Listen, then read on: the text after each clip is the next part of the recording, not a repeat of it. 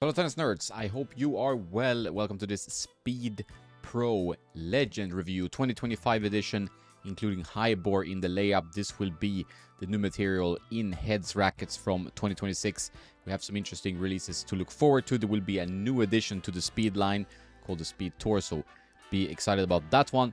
But this is the Pro. And what is the Pro? It's an 1820 string pattern version with a bit more weight than the MP. The MP is 1619, 300 grams.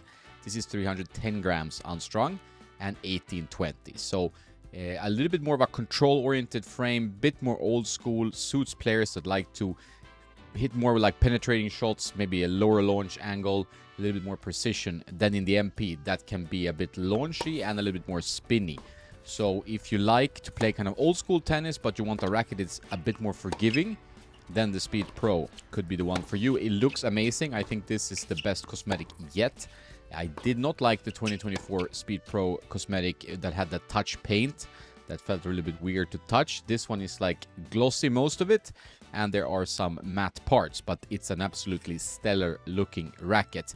And it's also stellar playing. I've really been enjoying playing with the high bore edition of the Speed Pro. I've always been a Speed Pro fan over the years, but I think this is the best one, maybe in a long time, maybe ever. It's hard to compare it to older rackets, but I definitely think they improved it with the high bore layup. The Oxetic 2 was a bit too dampened. I also felt like the launch angle of the frame, however, they have changed that, was also even lower with that frame. The ball was like missile trajectory, so it was really tough to get it like over the net at times. Here you don't have quite that issue, but it's still a lower launch angle, so you need to be ready for getting under the ball yourself and applying the top spin and the height over the net that you need. The racket is not going to give you that extra lift like an Aero or even the Speed MP. Its brother, right? But overall, I like that they lowered the swing weight. You can see it from the specifications. Over the years, I've had Speed Pros that are like 300, 305 swing weight unstrung. That is gonna lead to a strung racket being like 330 plus, and that is not the most maneuverable and not the easiest to use for most players. Now they lowered the average. I got one 325 strung swing weight with this 125 gauge poly, and the average one, according to Tennis Warehouse, is 328 strung, which is a swing weight that is not the easiest and most maneuverable swing weight, but for players looking for a Speed Pro, definitely more maneuverable than previous generations. So I think they really nailed this one. It has a low stiffness. It is a little bit more raw in its feel with the high bore. I feel like it's a bit stiffer, but in this case, since it's a low RA stiffness, 61, strung meaning 64-ish unstrung, I still feel it plays comfortable, and it has a bit more direct feel, and that's usually what I like. So for me, not having a super dampened racket is usually a good thing. So if you like that kind of old school frame, 1820, but with a more forgiving head size of the 100 square inch, still a pretty narrow frame. It's not like this gravity style or being very wide to the edges, so the sweet spot is not going to be huge with a racket like this, but big enough, I would say. And it's a racket that plays really controlled, but has some pop to it. Nothing crazy. Power level is still pretty low on this frame, but you get some more than like Prestigious or even the Radical MP, which is the racket I would compare it to, because these are now my favorite head rackets at the moment. So the Radical MP, the current one, I find it to be an excellent frame. It is very orange though, so if you like a cleaner look, this is iconic already, right? It looks great. If you're a Novak fan, you also get the Novak logo in the throat. So Head Speed Pro Legend, they are not innovating much. Head, they are sticking to true and trusted formulas. This is another one of those. It's not really a mold change, it's just a layup change. Playing it safe, sometimes that's a good thing. In this case, it was.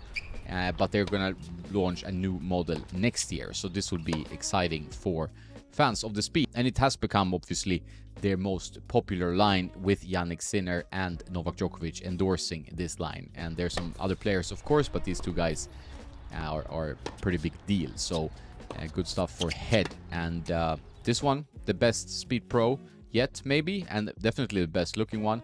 I did add a little bit of weight because mine was 325, so to bring it up to 330, but it does come through the air pretty quickly, so that's nice.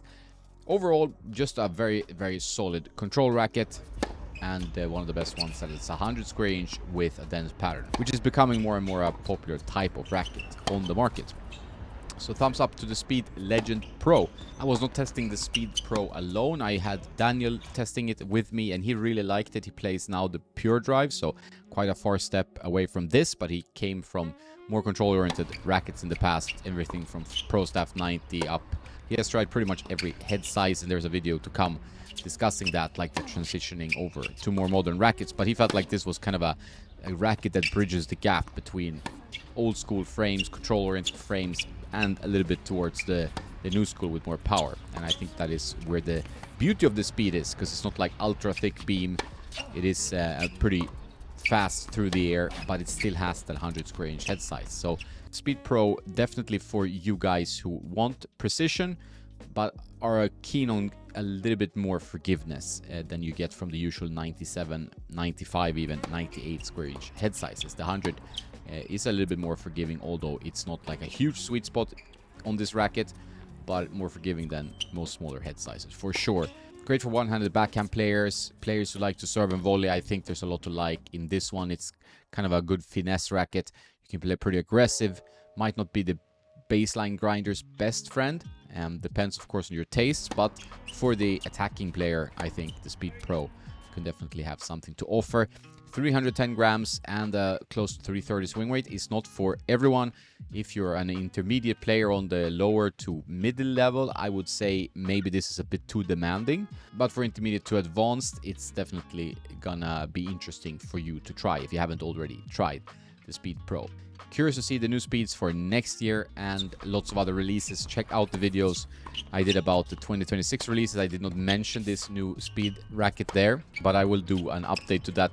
There will also be the best rackets of 2025, which will be a long one, so maybe I will do 2 parts. But I'm keen to hear in your comments which is the best racket of 2025 released this year, and we'll do some polls on tennisnerd.net as well, of course. So check this one out, Tennis Warehouse Europe. You can use TNerd10 for 10% off. Links are in the description. That's it. Have a nice day, and don't forget to play some tennis.